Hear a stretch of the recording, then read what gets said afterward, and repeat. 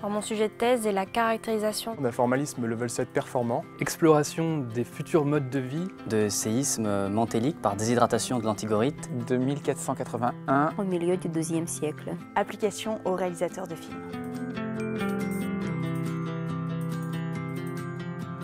Dans ma thèse, je me suis un peu préoccupé de la diffusion des connaissances managériales.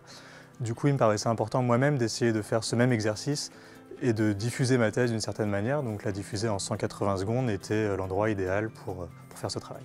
Ça nous permet de faire quelque chose qu'on n'a jamais l'occasion de faire dans nos travaux, c'est-à-dire de vulgariser et de pouvoir diffuser les connaissances à des personnes qui ne sont pas forcément initiées au domaine.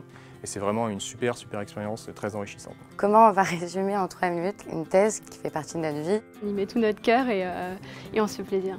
Je suis plutôt un improvisateur en général, je fais le pitre et puis ça passe, quoi. Mais là, 3 minutes, c'est un peu chaud.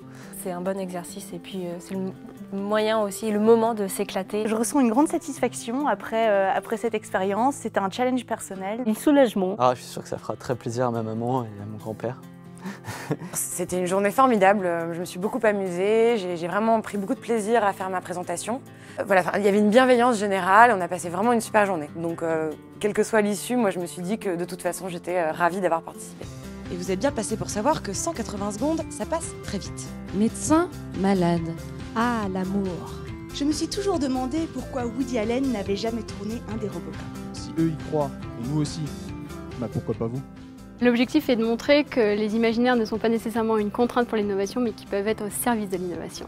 Mon rôle en tant qu'historien, c'est pas de donner des recettes pour le présent ou pour l'avenir, mais c'est plutôt de donner du grain à moudre aux citoyens. S'il n'y a pas de recherche fondamentale aujourd'hui, il n'y aura pas de recherche appliquée demain.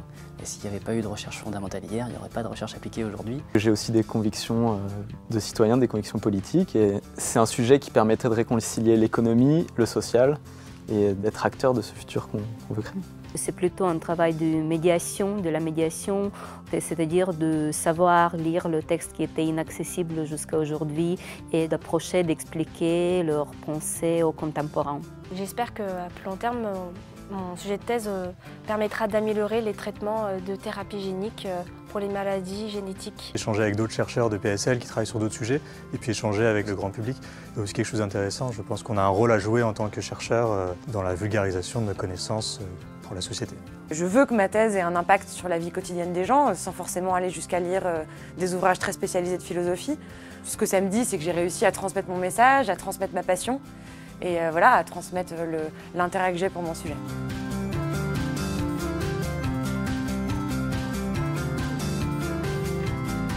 And the winner is Alice de Rochechouart. J'ai été choisie pour représenter PSL, donc parmi tous les candidats, donc c'est un honneur. C'est un grand honneur. Et maintenant, j'ai plus qu'à aller défendre les couleurs de PSL à la demi-finale nationale, puis à la finale qui se tiendra le 30 et 31 mai à Bordeaux. Voilà, donc j'espère que tout le monde pourra soutenir PSL et les couleurs de l'université.